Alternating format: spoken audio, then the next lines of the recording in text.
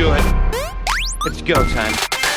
Welcome to Go Time, your source for diverse discussions from all around the Go community. Thanks to our partners for helping us bring you awesome pods each and every week. Check them out at fastly.com, fly.io, and typesense.org. Okay, here we go.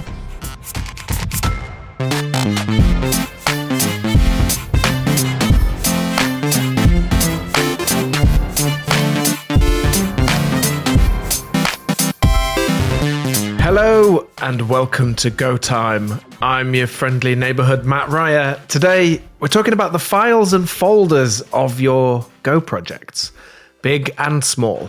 Does the Holy Grail exist of this perfect single structure to rule them all? Or are we doomed to just be figuring this out for the rest of our miserable lives? Joining me today to figure this out is my co-host Chris Brando. Hey Chris. Hello, how are you doing today, Matt? Oh, very good, thank you. I'm excited to learn about files and folders, actually, and I suspect there is a lot to learn, even though it's one of those things we kind of take for granted, don't we? Yeah, for sure. We've got a couple of experts in with us today to tell us about files and folders in your Go projects. Ben Johnson's here, staff engineer at Fly.io. Fly.io, Ben? Yeah, you nailed it there. Thank you. Yeah, thanks for having me. Welcome, yeah, no. You're the author of BaltDB, Livestream, and you're working on a distributed SQLite implementation. That's right. Yeah, it's called LiteFS. Yeah. Nice. Trying to get all the SQLite everywhere. Yeah, SQLite all the things. And do you use files and folders? I mean, SQLite famously does. No. Yeah, we do. Yeah, just single file database. It's great. Oh, just one file. Interesting. What is it, though? What is a file? We're going to find out, don't worry. Chris James is also here. Chris, last time you were on Go Time, you said you were an unemployed bum. But now that's not true anymore, is it? No, I'm an employed bum now. I'm working at Springer Nature, who are a scientific publisher. And yeah, I'm excited to be here to talk about files and folders. Nice. Springer Nature. Is it sort of Jerry Springer-based kind of science debate show? Yeah, it's just like that, yeah. Yeah. Where scientists just come out and they're like, say controversial things, and then people are like fighting, and then they bring out the brother-in-law. Yeah, it's somewhat like that, yeah. All right, cool. So let's just take a step back a minute. But first of all, like, this question, probably of all the questions I get, this is probably the one I get the most, which is, how do I lay out my project? And, if you think back to Ruby on Rails days, Ruby on Rails did something very interesting where they basically didn't give you a choice in the file structure and the folders. Everything was by convention. So if you wanted to it had kind of model view controller pattern. Models were all in a folder called models. Views were in views. Controllers were in controllers. And actually, it had meaning. The folder structure had meaning. Then there's other tech and other languages where that's not the case at all. And you really do all your linking and you're sort of stitching it together somewhat manually, and you can kind of do anything. Goes somewhere in the middle, I think, of those two. But if we take a big old step back, do we actually know what files and folders are? Like, what literally are they on the computer? No, we don't. I don't think any of us do. No, it's a great convention that we've built, for sure. I mean, Chris has mentioned this before, but yeah, just like it's something we just don't think about day to day. Yeah, they're just there. But like when you make a folder, what happens? Does a folder exist somewhere? Is it just like in a table of contents? How does it literally work? Yeah, I mean, basically we have file systems and metadata, and they're all pointing to inodes, and there's all kinds of stuff in there that's all hidden away. But, at the end of the day, they just look like these simple constructs for us. It's great. Yeah. Sounds like you don't know as well, Ben. Yeah, that was all just made up on the spot.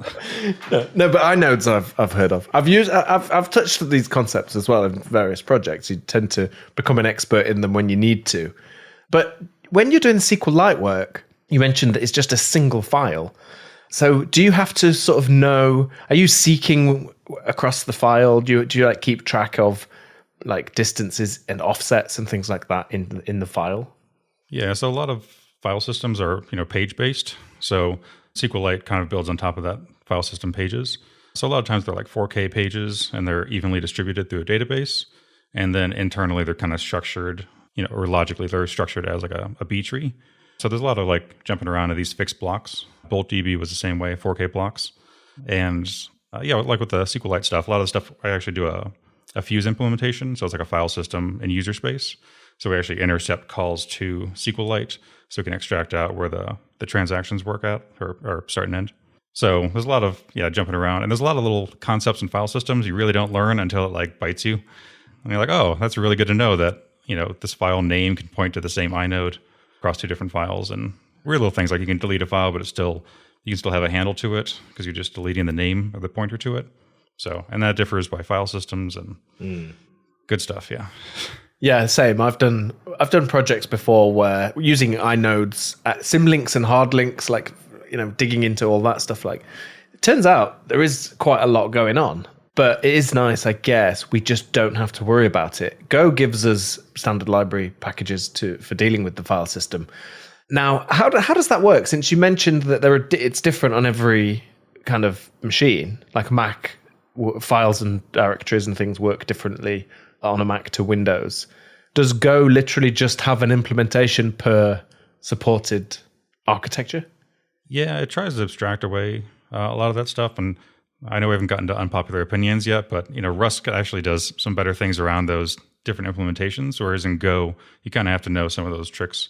Where like if you're going to remove a file on Unix, that'll work great even if you have it open.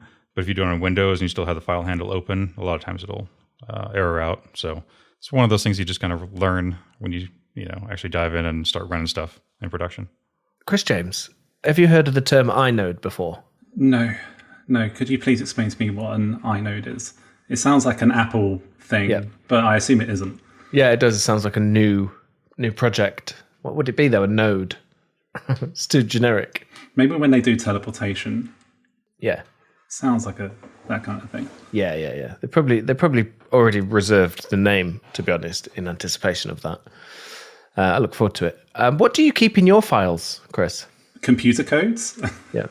Mainly my poems, song lyrics, my diary, meeting notes. Any novels? No. Yeah, lots of stuff, really. I mean, I think for me, like, as Ben mentioned, I think files are such a wonderful abstraction in general that most of the time you really don't have to care about the details. Like, we should all dream to make an abstraction that is so kind of ubiquitous and easy to understand. Like, I remember when I first used a computer when I was like 12 or whatever, and the idea of files and folders clicked for me instantly. Like, it was like, oh yeah, this is obvious. I'm just putting files of text here and there, and it all makes sense. So I think whoever came up with it did a good job. Yeah. I assume it was a number of people, really, but yeah. Yeah, it's funny. Do you use like the physical paper files in your real life still? Not so much. I think they're mainly just stuffed away in a drawer somewhere, and certainly not as organized as my computer files, I'd say. Mm-hmm. Nice. So Go files and folders are meaningful in Go. I think the obvious thing is, our Go files are .go. They have the .go extension. There's also, of course, _test.go files. And they're different, aren't they, to normal Go files? That's where test code goes. And when you build, that stuff's ignored.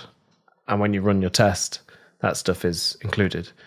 Are there any other rules that we need to be aware of for people? There's also the underscore operating system or underscore architecture. If you put that at the end of a file, just like underscore test, it'll only compile or only be included for that operating system or architecture. So don't name things underscore Windows unless you only want them to be imported for Windows. Yeah, that's interesting. How do you feel about that? Because you can do it with build tags as well, can't you? Yeah, I heard an argument once that there's like a good reason for having that instead of build tags. I don't remember it off the top of my head. It can certainly keep your files like a little bit cleaner overall, but then when you're actually looking at a file, you can kind of forget that, oh, this one's only for Windows or this one's only for Mac OS. Yeah, it can be awkward if you edit the wrong file and then it sort of doesn't take any effect because it's not for that architecture. So it's worth definitely knowing about that one. Another one, of course, the folder is a package in Go. So the Go files inside a folder, they are grouped in a meaningful way in Go, aren't they? Yeah. The one exception there is the underscore test package, which I think is very underutilized in the community. That's one of my favorite features. Just kind of being able to separate your test code out. Actually, to explain what it is. So if you have files, at the top you put package, yada, yada, yada. And you can also have test files in there, and you can have those test files be in a separate package, but in the same folder. So they can be, at the top it'll say package, yada, yada, yada, underscore test. And I think it's a great way you can kind of use your package code as an external package So you're still, treating it as you're just like a user of that code. So you can only use exported stuff. You can only do, you have to prefix everything with the package names. I think it's a great way to kind of abstract away your tests from your actual code. Yeah. So they're still inside the same folder, but they're allowed a different package. And is that because the underscore test code is kind of explicitly handled differently? Is it? Yeah. So is that a side effect or was that a design decision? Do you know? No, I believe it's a design decision. I mean, that's the only name you can actually use as a separate package inside of a single directory. I find I definitely try to do that by default when I'm writing tests. And reason for that, because it puts the kind of really healthy constraints that Ben was talking about. And I've definitely been through an experience where, we started a project and I just think we weren't aware of the underscore test thing. So we wrote a bunch of tests and things and we're like, oh, this is a cool thing. So we add the underscore tests and then we realize how bad the design of our package was because our tests were coupled to so much stuff that it just didn't need to be right. So for me, that's why it's a really good technique because, tests act as documentation for your code. So therefore, you really want to consume it the same constraints that someone importing your package to use your code for real, make sure they have the same constraints as well. I also think another thing that's quite underutilized is the internal folder, which is another thing I only really learned about, I don't know, maybe 2 years ago. And now I'm struggling to think how to explain it. But basically what it means is if you have a package which has an internal folder within it, only the parents of that internal package can import things from the internal thing. I feel like I really butchered explaining that, but hopefully it makes sense. That's close enough. What that means is that it gives you another kind of way of sharing code without having to share it with the entire code base, right? So without this, you can make shareable code, but it means anything can import it unless you have circular dependencies. So internal gives you kind of another way of just having shared code, but just not with everything, which is a really powerful technique. I do feel that internal is heavily overused inside closed source code bases, which I don't like. Like people, instead of fixing whatever internal problems you're having where people are importing code they're not supposed to, people are like, I will just make it very painful for you to import this. And it's like you should probably solve those internal problems instead of trying to force your code base into some sort of way of functioning. I do think it's useful for external. If you're a library maintainer, I think it could be very useful, but still it's of limited use most of the time. But I think if you're in a spot where you're for some reason, political or otherwise, you can't get people to stop importing your code, it's a very useful tool. But I shudder every time I see someone using it. That's the first thing they do. They make a new repo and they're like, I'm gonna put everything under internal. And I'm like, no, please stop, please halt, don't do that. Yeah, I find you have to make a PR to pull out a piece of code, and then you have to rename all the imports that code has in the code base just to be able to use that piece of code. So I agree with you. In closed source, I don't think it makes a lot of sense. But is it not a good signal, though, that this is kind of logically contained in this world and isn't expected to be used outside of it? Because there is something about the blast radius of these internal packages. If you change them, if you've only used them in packages alongside that folder, then you're quite safe. It won't be, it's at least in one place.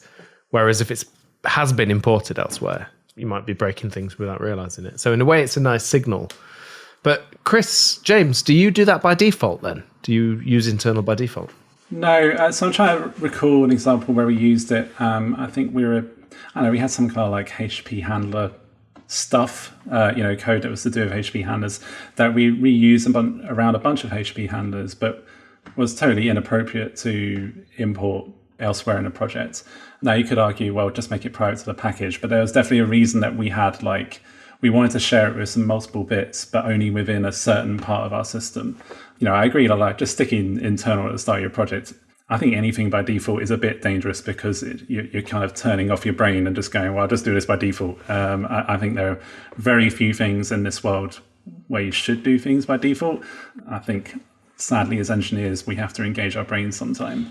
I also think on a level it encourages people, it encourages package sprawl in a way that I tend to dislike. Because I think people are like, oh, well, I don't want people to use, this package externally. And it's well, does that need to be its own separate package? Or could you just have one larger package instead of splitting things out? So I think there is a slight tendency among some Go engineers to just I'm going to have a bunch of little tiny packages. And it's this isn't Java. Your package is not You don't need to make them small. You just need to make them like appropriately scoped. And what that means like is different for each person. But if, I tend to see that if you're using internal a lot, you might have misscoped your packages a little bit. And that's something that you might want to address and fix.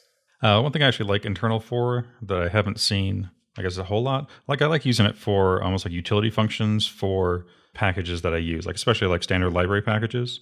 So I might have like a testing util package inside internal where I don't necessarily want anyone else to use it, and all my test code might use these helper functions, that kind of thing. I don't use it extensively, but I do find those kind of things are helpful to kind of push it out, somewhere that's not just dumped in a package in my code. Kind of cleans up the rest of the code, I feel like. But that's kind of a more of a side suggestion.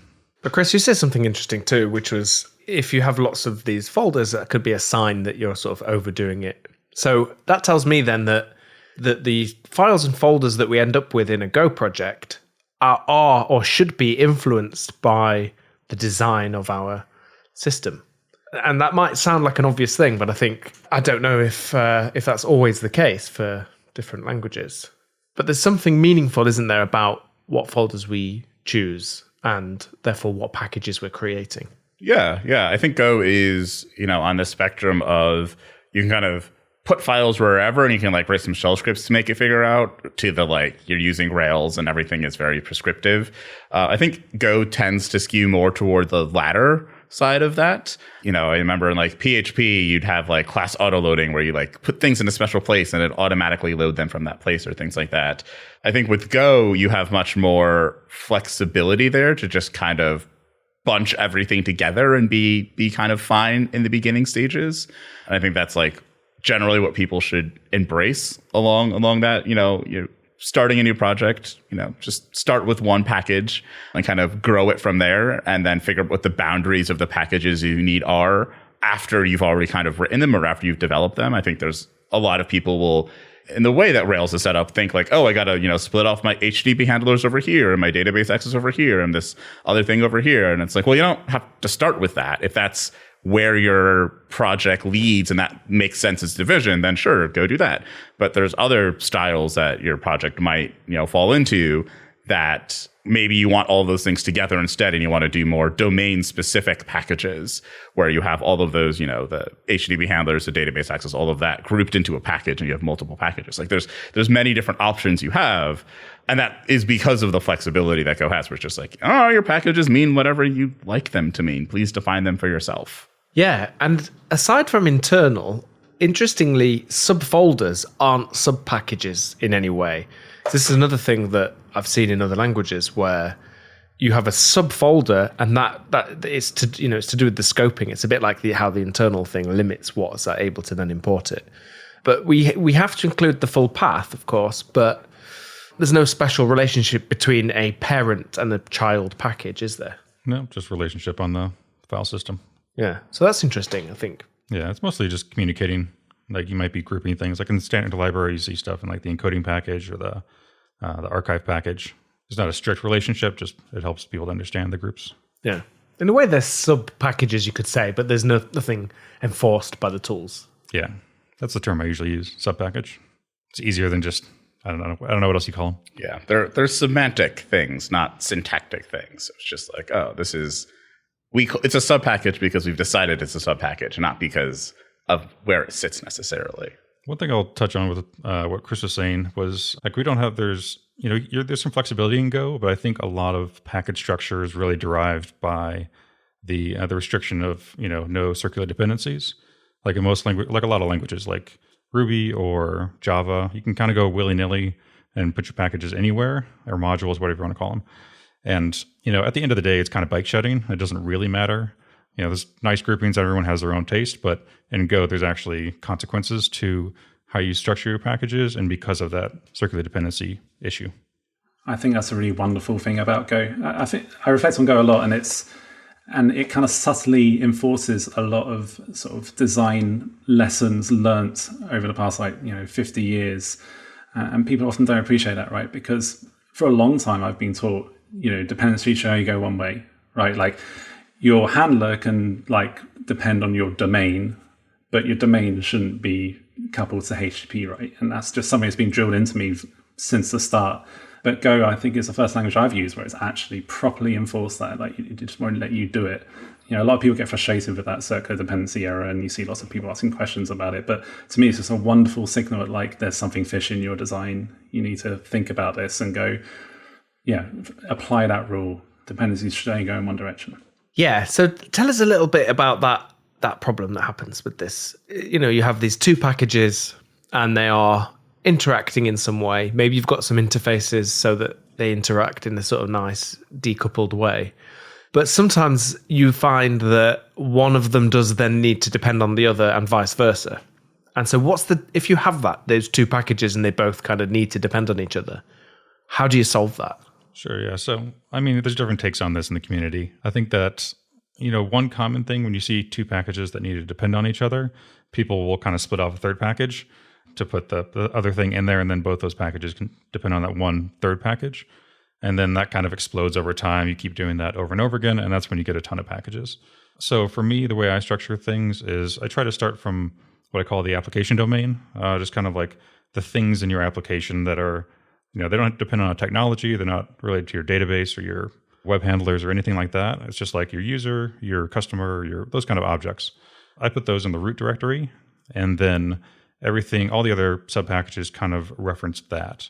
So, your database might have like a user database service where it can actually fetch users and, communicate like that. And that can implement an interface inside of your domain package, your root package. And then your HTTP package, your web package might then depend on your interface inside that root package. So you're not depending directly on the database, or your database isn't depending directly on your web handler. So there's some disconnect there, and you can do some interesting things around mocking around that as well if you need to. Depends on that fits your use case. And I think that works well generally. I think that you don't have to be super strict around that. I think you can start depending down the stack. So your web handler can depend on the database, but you don't necessarily want your database to depend on your web handlers. So it really depends on how you're structuring your project, how complicated it gets, what dependencies you have. Mocking things like your database isn't always that useful. Mocking things like S3 is super useful when it costs a lot of money. So, it just depends on the use case. Yeah, I feel like when you have multiple, like if you have two packages that are kind of depending on each other, I tend to see that as a signal that maybe those shouldn't be two different packages, and maybe you should try and merge them. And merging is definitely more challenging because you got to go rename a bunch of stuff, decide what the new package name will be and all of that. But that helps prevent that kind of package explosion that Ben was talking about, where you just wind up with like more and more and more and more packages as things tend to like grow over time. And it's easier to merge it now than to merge, 3 or 5 or 7 or 50 packages later when you realize you're kind of stuck. Definitely had code bases I've been in before where it's just like, okay, well, we can just not avoid this circular dependency, and I've had to do some pretty egregious stuff to just make it work, and then try to unwind all of that and kind of get everything back into a better state. So even though it might be painful now to try and merge these two packages, merging two packages is going to be a lot easier than trying to merge, many other packages down the line. Yeah. So Chris, Brando, then, do you err on the side of having sort of one folder and everything just sort of merged in the beginning and break it out later? Or do you try and do something based on your experience of what you think would work? It depends. Usually if I'm building an application of some sort, like some sort of executable or something like a microservice is going to run on a server, I just start with one package. And then as I need to break things out, I start breaking things out. If it's a library and I have an understanding of the shape that library ultimately needs to take, I might start breaking out packages early, but I do tend to start with just one package and then kind of break things out over time and go from there. So unless it's like you super understand the domain of what you're trying to build, and like maybe it's something you've already built before and you're building like a new version of it to clean everything up, then sure, start with multiple packages. But I think for anything else, especially if you're just exploring, it's okay to just have one package. It's okay to have one package with even a lot of files in it. Like that's not necessarily a bad thing. At least I tend to think there's not like a golden number of files for a package. It all just depends on the context. Yeah, they can actually be easier to find things. And I find that because I do the same thing. I have usually quite a big main folder, whether it's called, it usually is called main if it's the main command. We can talk about that in a minute. I'll often have that, lots and lots of files, and then use file names to group them up into something that's kind of meaningful and logical. And yeah, the tooling is just, there's just no problem. I remember on older machines, there were limits on files, probably still are, but I'm sure they're just way beyond anything we're going to get to probably. Yeah, I think like maybe with fat file systems where it's like a 4 gig max, but if you have a 4 gig file, that's 4 gig code file. Break that into a couple of packages. For some older machines, I found that, not even that much older, but like running like go thumped on like a 10,000 line file takes like that just like split second. That's just a little too long, and I save a lot. So it just annoys me every time it has to like catch itself. 10,000 for a single file is definitely a point at which you should be exploring. I mean, I have run across code bases that I think like have 20,000 lines of code in one file, which is just like, that's a bit much. Yeah. Okay, we need to do something about this. Yeah. I sometimes feel like people take the don't do premature abstraction thing a little too far sometimes. I don't think, a file with 5,000 lines of it is acceptable in my view. It's like, just break it out a little bit, particularly because with files in Go, like, it's not like you can import from 2 files in the same folder, right? Like, it's not a big deal to just difference. Almost cut a file in half and just put it in a different file, Just have part 1 and part 2, would you? Yeah, that's fine. Part 1.go and part 2.go. I like that. I would add a caveat. As long as like if the 5,000 lines is like one type for some reason, please don't split it across files, because I've run into that as well, where people have split types across files in Go, and it's like one of the most frustrating things. Like, where is this method? This method is I cannot. Oh, it's in this other file. That's annoying. And then you wind up with these smaller files. That's a pretty good tip there then for people. Like, put the stuff that's related together in one file. I think it's a usability thing. Like, we are users of our code base. So think about the user experience of the code base. I think that's quite a healthy way to think about this. But yeah, so with the internal folder we know is different and special. There's also, I've seen the CMD folder and PKG folders for the command and for the packages. What are those folders? Can someone just explain what they are? Sure, yeah. So the CMD folder, a lot of times that's the subdirectory off the root, and then inside of that you have other subdirectories based on the name of the actual binary you want to produce. And this is super helpful just to kind of, if you want to abstract or separate out your command, your binary from your actual root domain package. That's how I do it. Or if you have multiple binaries you want to produce. So a lot of times if you see like in Kubernetes, you have like kubectl, like a control binary that you might produce, and you might actually have a server as well. So that's a good instance where you have 2 separate binaries. So that's a great way to split them out. One caveat there is that stuff that you have in one of those binaries, you can't import from the other binary, because they're both main packages. And that's another restriction on packages. As far as the PKG folder though, I don't like the PKG folder personally. I think a lot of people in the community generally don't.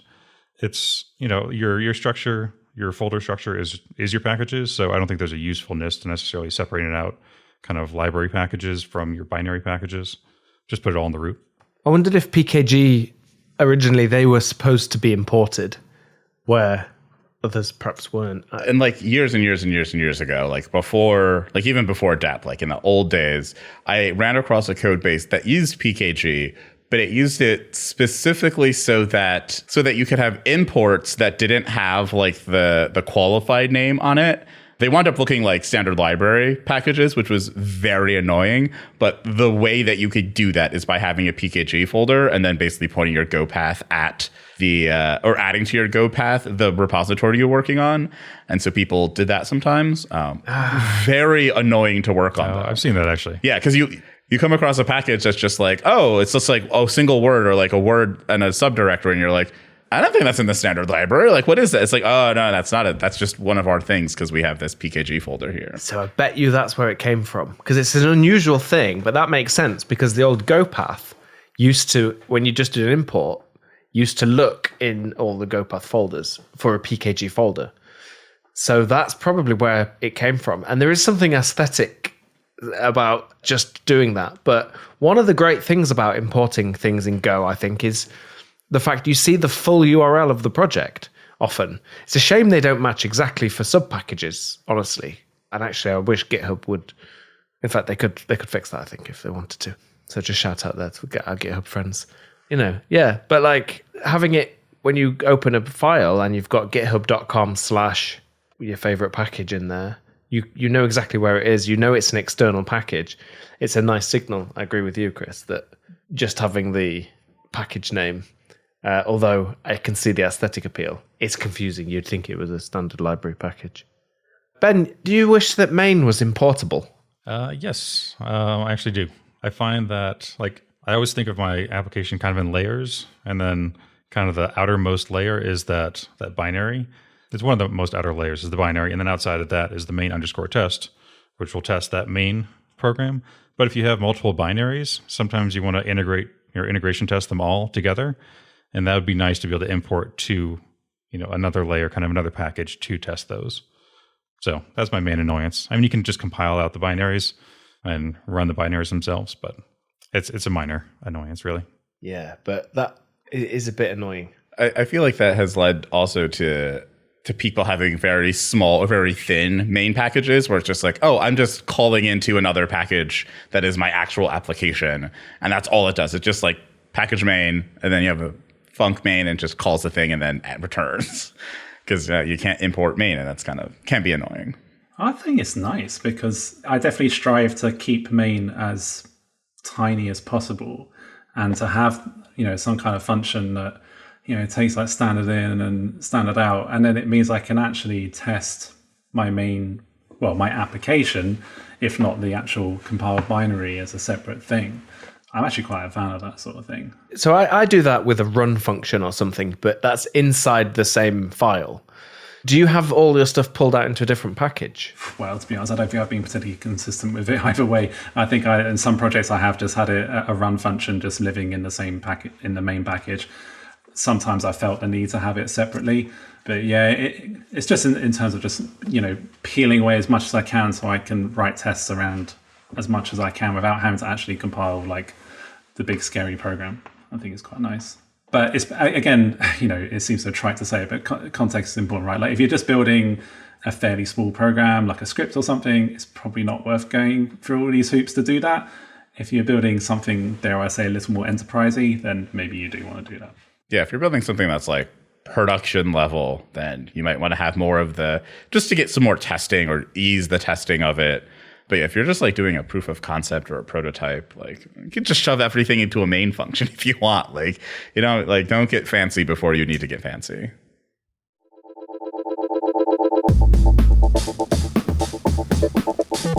I'm Jared, and this is a changelog news break.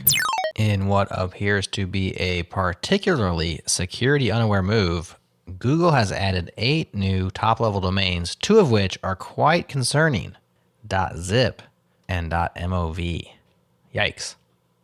Ars Technica writes, quote, while Google marketers say the aim is to designate tying things together or moving really fast and moving pictures and whatever moves you, these suffixes are already widely used to designate something altogether different. Specifically, .zip is an extension used in archive files that use a compression format known as zip.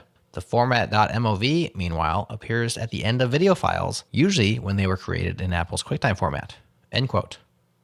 Phishers and scammers rejoice. The rest of us, beware and be ready to help protect your family and friends from this otherwise completely avoidable new threat vector. The linked Ars Technica article demonstrates a few URLs scammers could now craft, and they're darn near indistinguishable from the legit URL, even to someone like myself with trained eyes. One such URL in the example is a Kubernetes release, which, yes, is distributed as a zip file. You just heard one of our 5 top stories from Monday's Changelog News. Subscribe to the podcast to get all of the week's top stories and pop your email address in at changelog.com/news to also receive our free companion email with even more developer news worth your attention. Once again, that's changelog.com/news.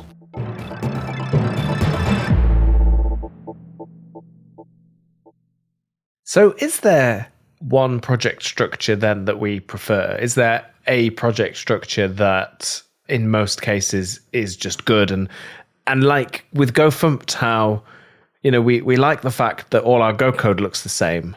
Would we not benefit if we could all just agree on this is the single structure of how we do all our things? And this leads me on to the project layout package, which is quite an interesting, it's on GitHub, and there's a kind of Go standards repo for package layout. Tell us a little bit about this, because it's quite a popular package. Yeah, it's a package on GitHub that it's a point of contention, I would say, in the community.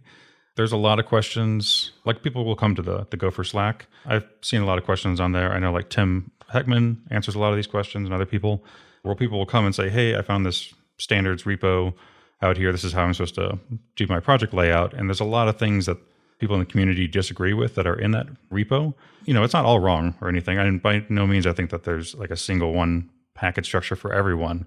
But I think that the kind of community guidelines we've kind of come together on, I think it can lead people astray in some ways and confuse people, especially with the name of Golang standards. I think gives the impression that it is, a sanctioned repo, and it's not. Yeah. I think Russ Cox even wrote or commented about this. A little bit of drama for you, and we'll pop this in the show notes for you. You can go down that thread yourselves. But it does have some interesting points in it. And actually, one of the folders it mentions, it talks about internal, the CMD, the package folder, vendor folders as well. Are they still a thing? Yeah, they can be. I've seen people that will use vendor. One interesting use I had for vendor recently was I had a project that would pull in a private repo, and I needed to build it up on a third-party service. And you can actually, the way that some of these things work, you can push up your project structure, your local structure, and it'll run it like Heroku kind of thing. It can push up whatever code is in your local repo. So it's nice to just be able to vendor that in, and then it pushes the whole thing up instead of having to pull down and, send up keys like API keys for GitHub. That's one option. I don't know that that's super common, but generally, I generally avoid it for most open source projects. It feels like vendor is like a relic of the past as well. Like it was that we really, really needed something. What was it, like 6-7 years ago when we had, the battle days of, it just pulls whatever's on main, like good luck. Vendor definitely helped with dependency management. But now that we have modules, it doesn't seem like it's as useful as it was in the past. Mm-hmm. Yeah, I would agree with you. I think unless you have a really good use for it, or a really good use case, you should probably avoid it. I find like some CI systems, sometimes it works better for those. But yeah, I'd avoid it generally. So are there any signs that we've got our structure wrong? Like, are there sort of things we find ourselves doing again and again that are red flags that we should pay attention to? Yeah, like when this was brought up on the Twitters, when we talk about files and folders and things, what I believe is that when we say things like context is important, that's not a particularly actionable piece of advice to people, right? Like, context is important, what does that mean, right? I think a more useful thing to talk about are how do you know that your structure is working for you? And if you can get used to understanding those signs and listening for those signals, you'll be able to design the packages and things that you need for your context.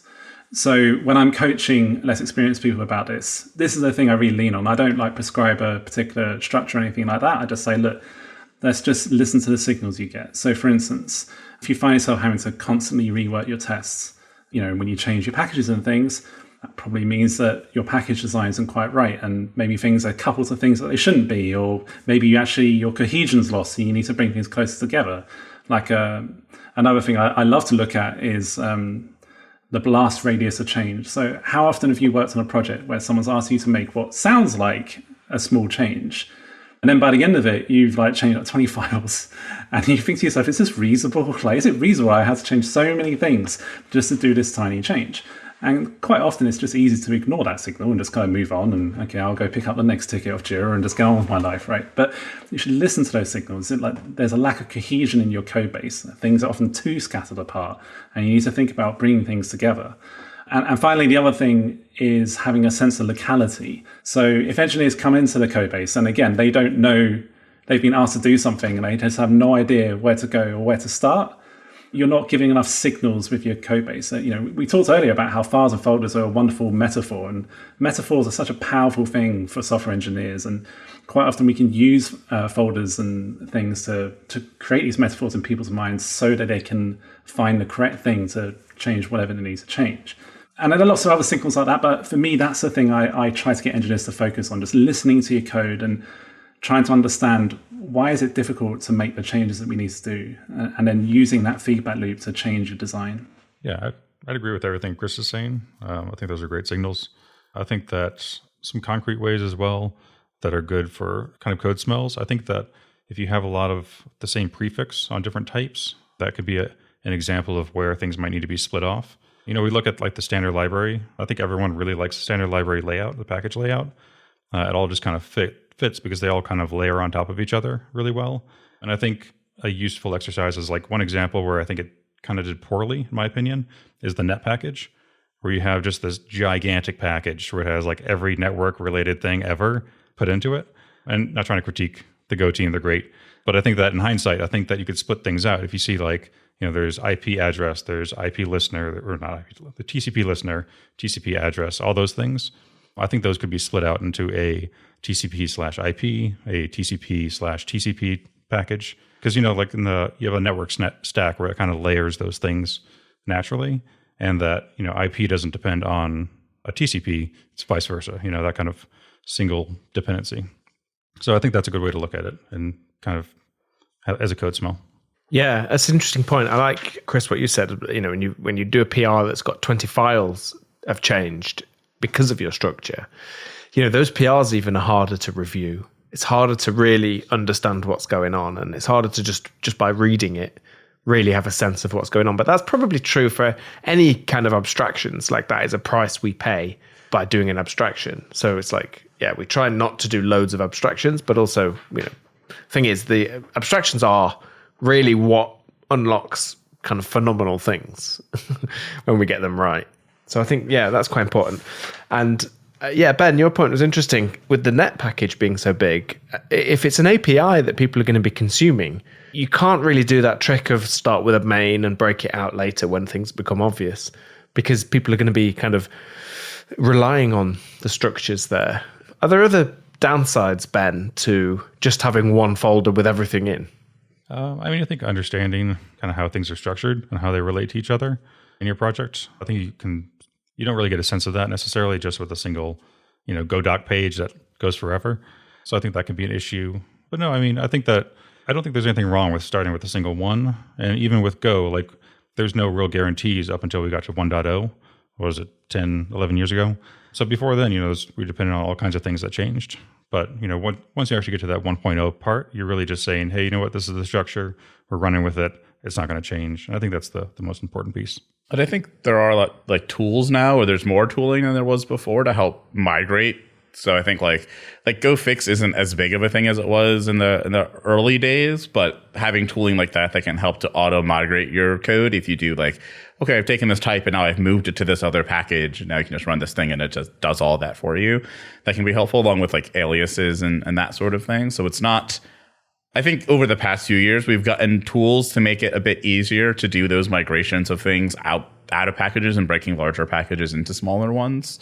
But I think on the question of like, how do you know if your package structure is like wrong or if things are wrong? I think that really it comes down to like, can you justify why things are the way they are? And do you like that? Because if you don't like that, then it's wrong and you should change it. But like, if when you put in a single PR, you touch 20 files and you're like, oh yeah, but like this is the reason why it's like this, and it's like a coherent, explainable thing, then it's like, okay, well then it's not wrong. It's annoying, but that's like a trade-off that you've chosen. So I think like, the term wrong really depends on like, have you sat down and analyzed the circumstances that you're in, and are you happy with those circumstances or not? Yeah, I think that's a really good point. I think it's useful too, like to go back to code you haven't touched in 6 months and it just looks god awful. You're like, oh yeah, that package structure was not right. And like, it gives you a lot of sense of what feels right and what doesn't.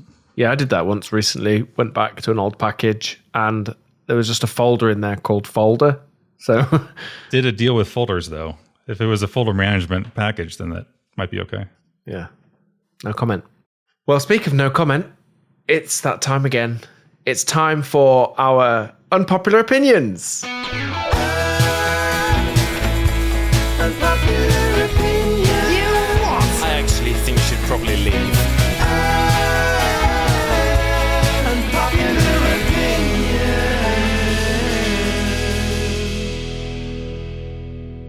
Okay, who's got a delicious, juicy, controversial opinion for us? This is the internet. We need controversy. Did you say controversy or controversy?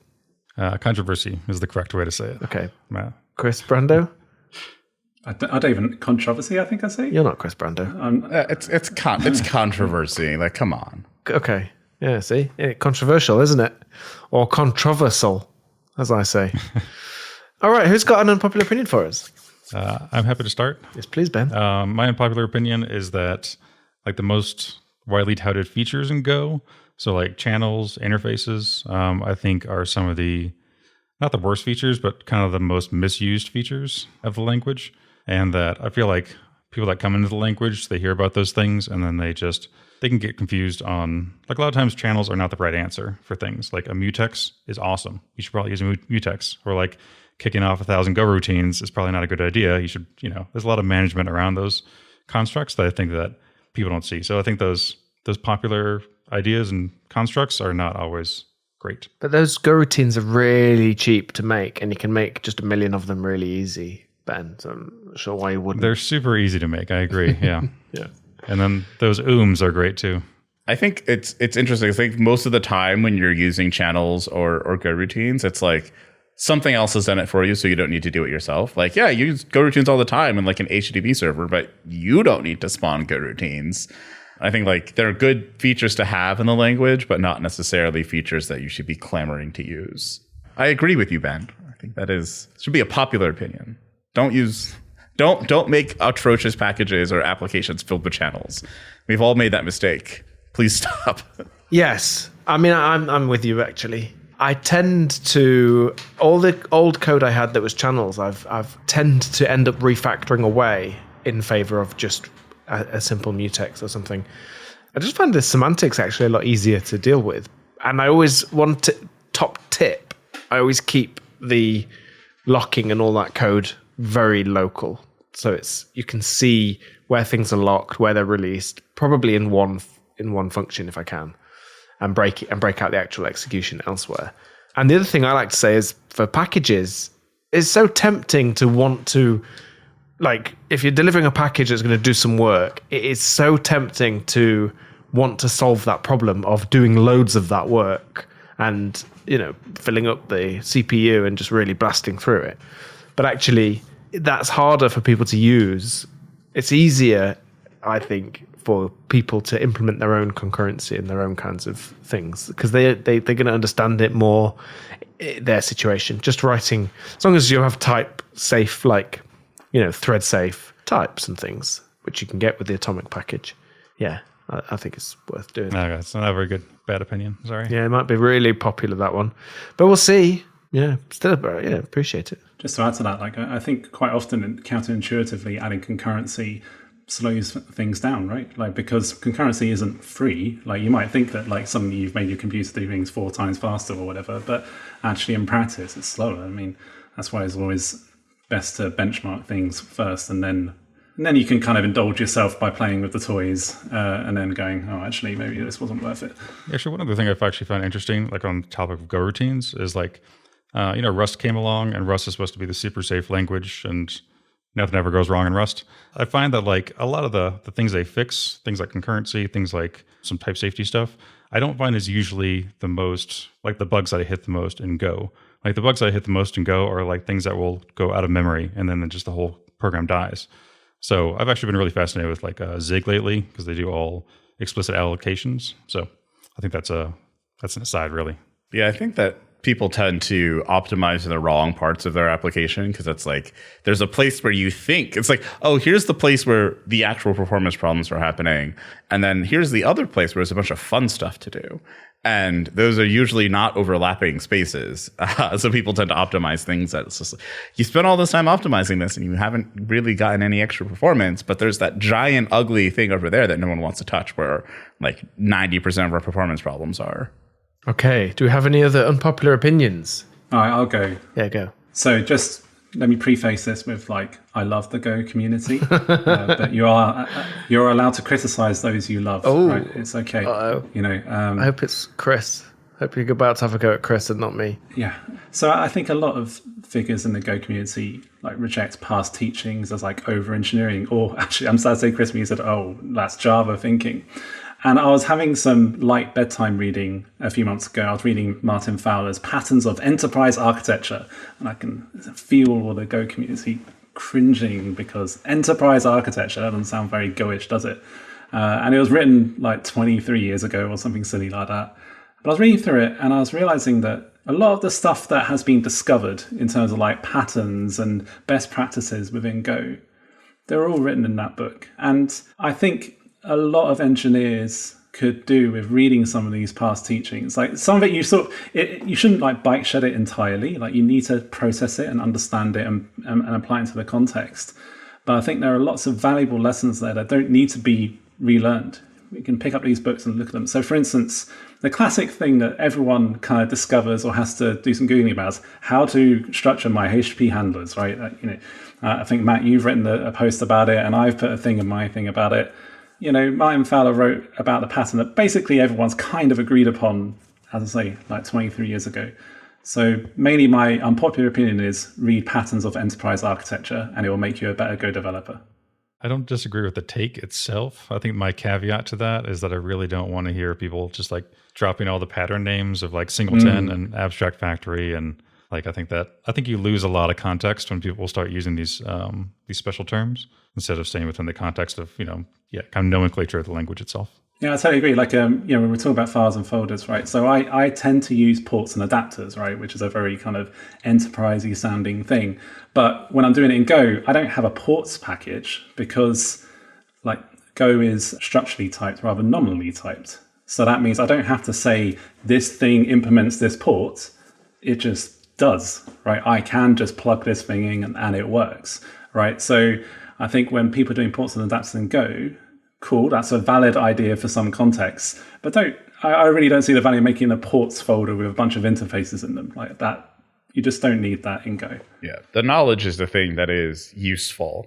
I feel like our industry tends to get very dogmatic about things, even when like, especially about older stuff. Like I think it's always incredible how people, for a lot of the stuff we're doing now, people are like, this is incredible technology we're building. And it's like, yeah, we built this in the 60s and 70s and then forgot about it for 40 years. Like it's not new. It's cool that we discovered it again. But I think a lot of the times we mistakenly take things from the past, misunderstand them, and like dogmatically apply them.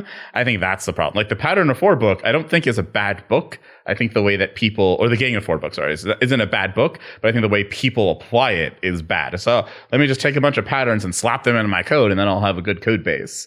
Or when people don't understand like why something is the way it is, or like associate it with something else, like my forever example of this is XML. Like people are like, XML is so terrible. I'm like, XML is actually quite fantastic. It's like far better than like JSON and other similar types for like a whole host of reasons. And like the reasons That's the unpopular opinion. Yeah, the reasons XML, I mean, I guess that might be an unpopular opinion, but like, I still think the reason XML is unpopular is because, like, partly because it's associated with SOAP, which people don't like, but also because, like, back in the day, it was slow to decode XML in JavaScript in the browser, and JSON was like free, so people are just like, let's use the free thing. But even like this whole JSON craze is relatively recent as well, right? I mean, like, it's called XML HTTPR or XML RPs, whatever it is, but it has XML in it, and it's like Ajax, and the X in there stands for XML. So I think it's like sometimes we throw out old stuff because we have given it negative connotations, when we really should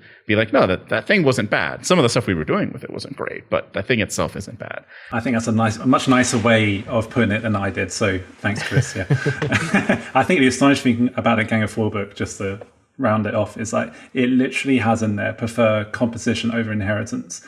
Yeah, I swear so many people have like taken a Gang of 4 book and used that as an excuse to construct these like mad inheritance hierarchies from hell.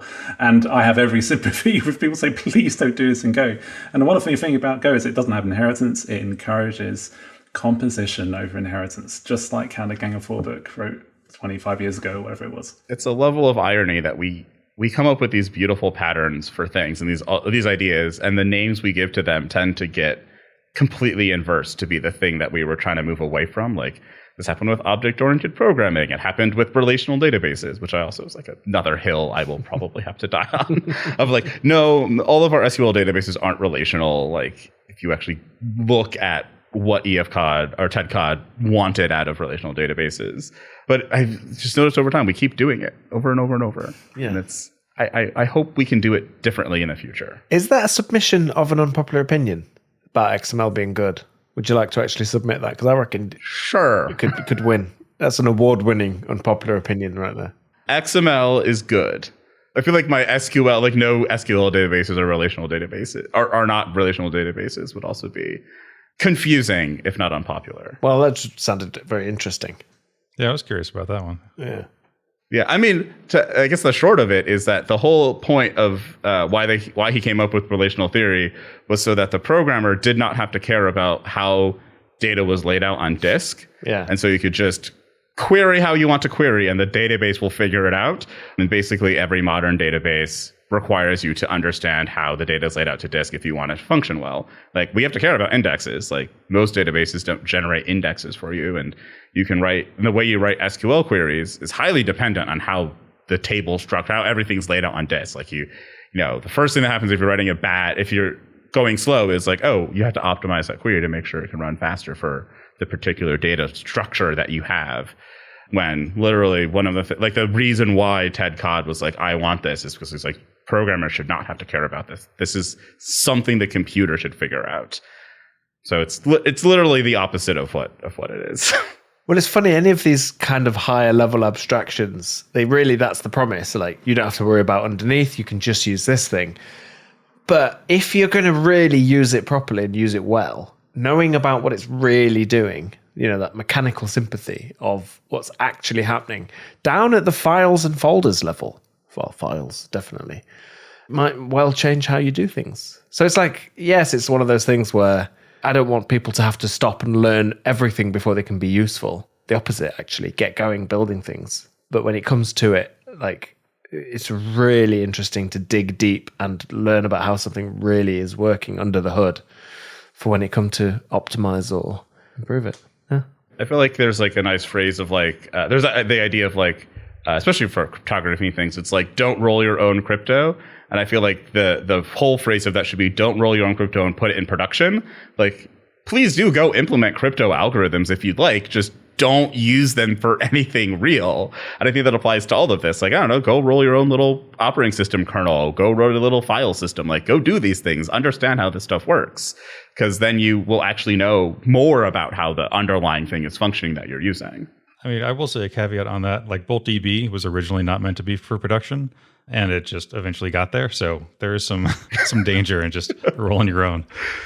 Yeah. I will disagree with you on the relational database piece. I think it's relational in the sense that the select defines what you want the data to do, and I don't necessarily see like the DML, the data manipulation language, DDL, like create index and stuff like that as part of the actual relational model necessarily. It's kind of almost separate, in my opinion.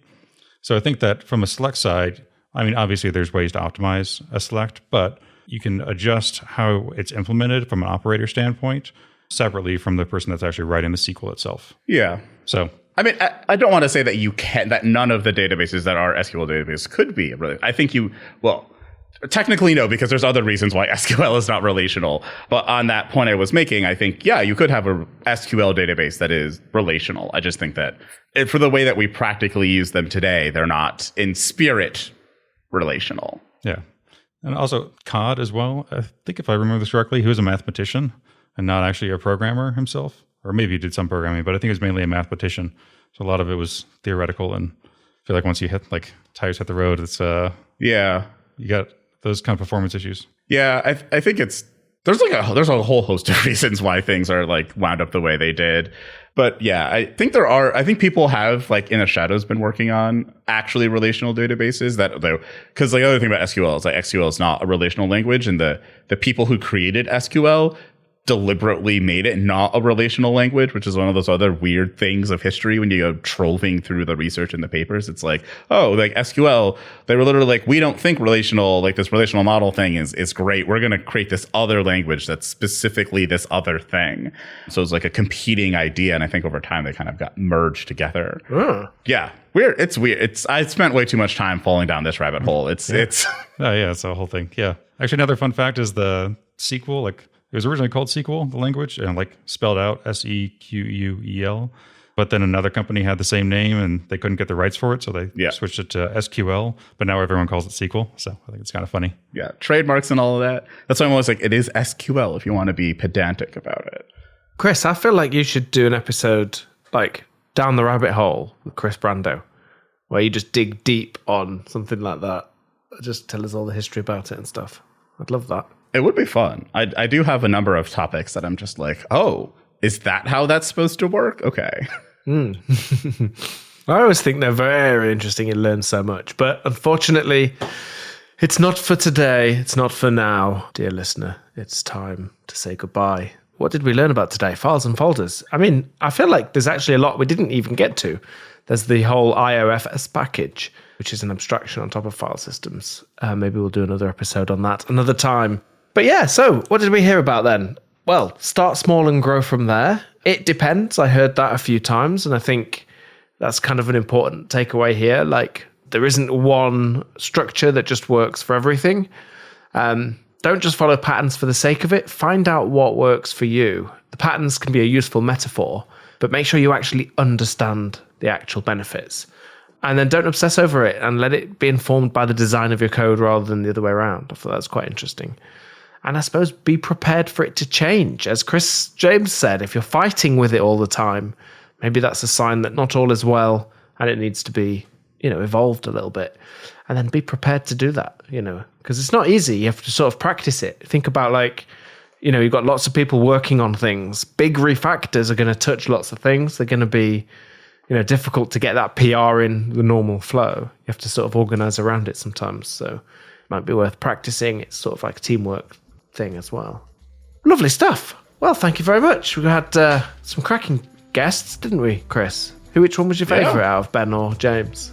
I don't pick favorites. Right. Just text me. What's yours, Matt? Chris James. It just answers it. No, not really. I couldn't pick. It's like choosing between your kids. If your kids are, your age or slightly older, younger. I don't know. Younger. Slightly younger. No, I'd never be able to choose. Chris James, do you have a favourite on here? No. That's fine. You're all wonderful. Yeah. Everyone's wonderful. The audience is wonderful. The audience is wonderful. Yes, thanks for listening, everybody. We had Chris James, Ben Johnson, Chris Brando, and me, Matt Ryer. We'll see you next time on Go Time, shall we? Yeah, why not? See you next time. Yeah. Yeah. Bye.